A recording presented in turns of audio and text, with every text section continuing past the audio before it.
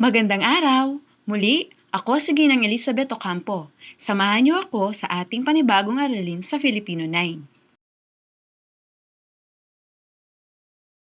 Ngayong araw na ito ay ating alamin ang akdang 1,001 Gabi o 1001 Nights.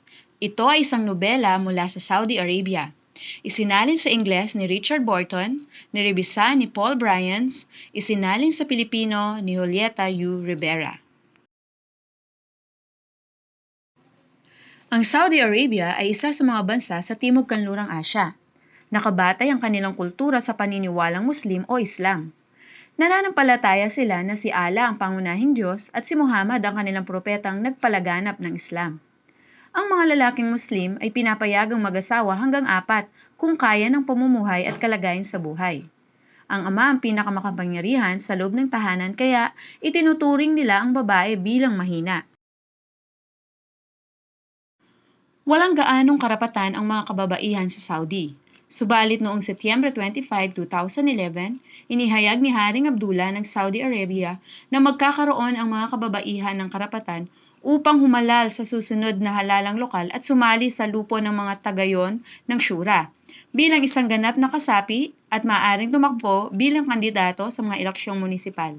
Ngunit hindi nabanggit ng hari kung papayagan nito na magmaneho ng sasakyan at mamuhay ng normal na walang bantay na lalaki.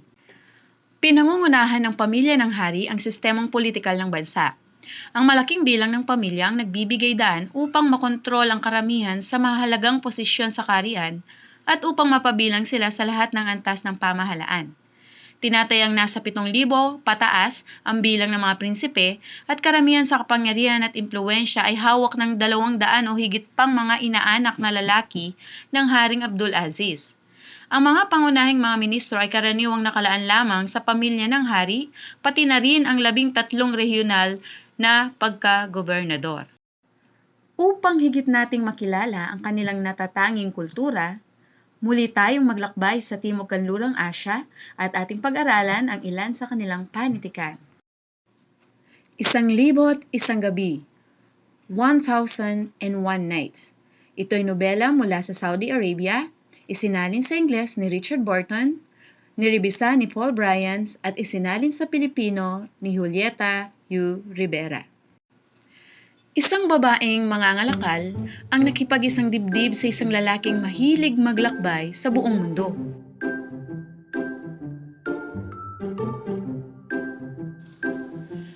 Malimit siyang iniiwan ng matagal ng kanyang asawa.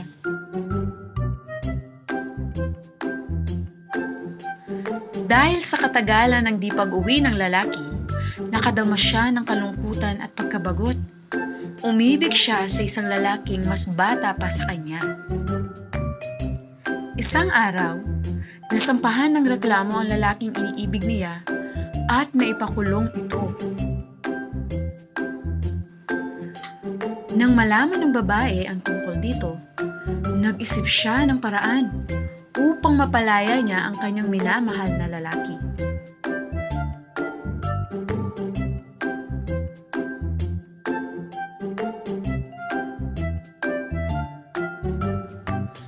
Kapatid ko ang ipinakulong ninyo. Nagkakamali kayo sa pagkakabilanggo sa kanya. Wala akong kasama at wala nang susuporta sa akin. Kaya, maawa na kayo. Pakawalan niyo na siya.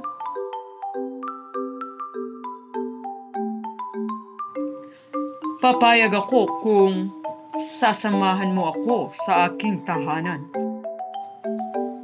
Ikaw na lamang ang pumunta sa aking tahanan. Kahit maghapon at magdamag pa kung kinakailangan. Saan ba ang iyong tahanan? Humingi siya ng tulong sa kadi at ikinuwento niya ang mga nangyari.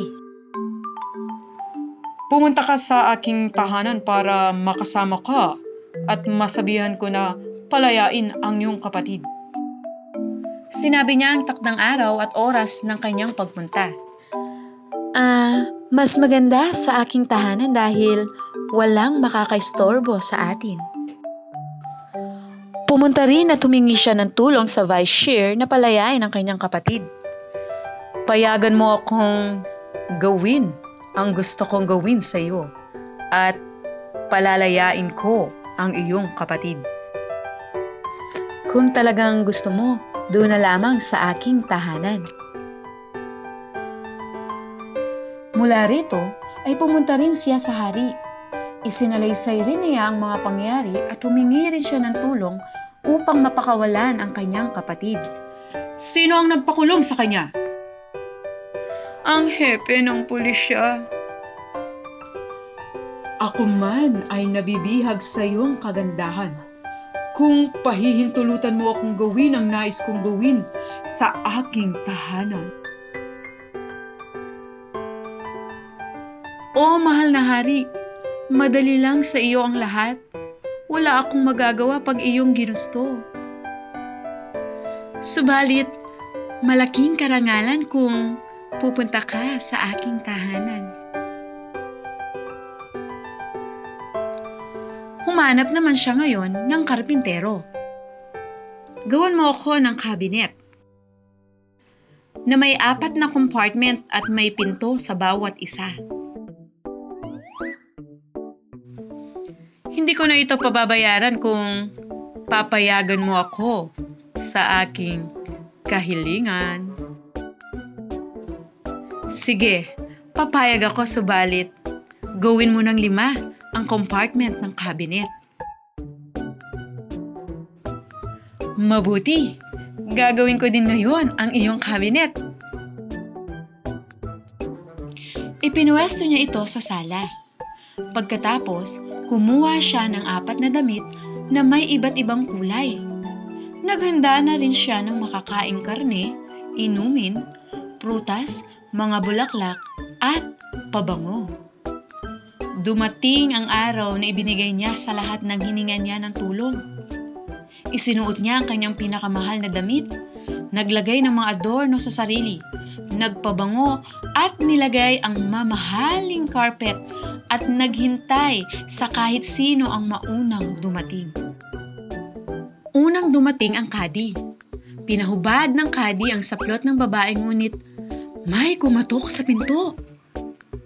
Sino yung kumakatok? Ang aking asawa. Magtago ka sa kabinet na ito.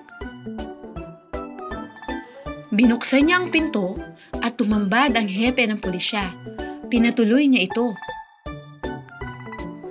Buong araw ka sa akin, kaya't alisin mo na ang iyong saplot. Bago yan, gumawa ka muna ng kautusan na magpapalaya sa aking kapatid para mapanatag ang aking loob. Masusunod. Gumawa ng kautusan ng pulis sa pagpapalaya ng kanyang kapatid.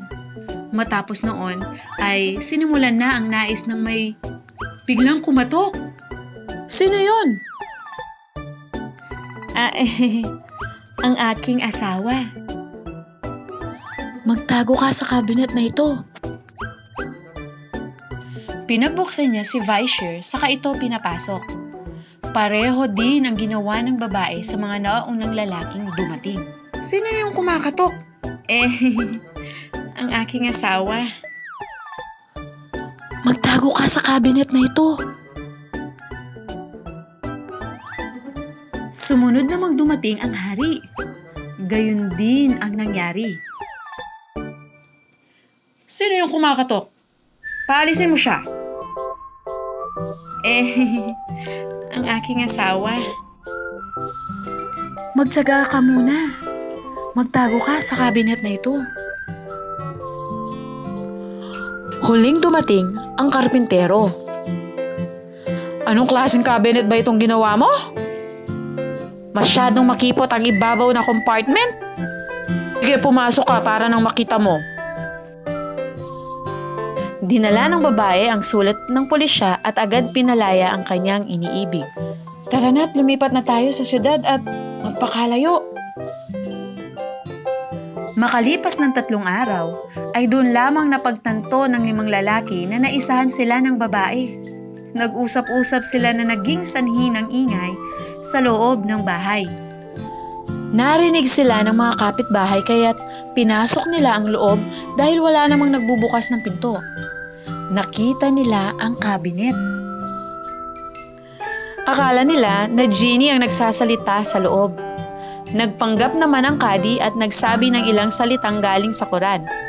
Pinalapit nila ang mga kapitbahay at ikinuwento ang nangyari. Pinalabas nila ang mga lalaki ngunit nang makita nila ang itsura ng mga ito, nagtawanan na lamang sila.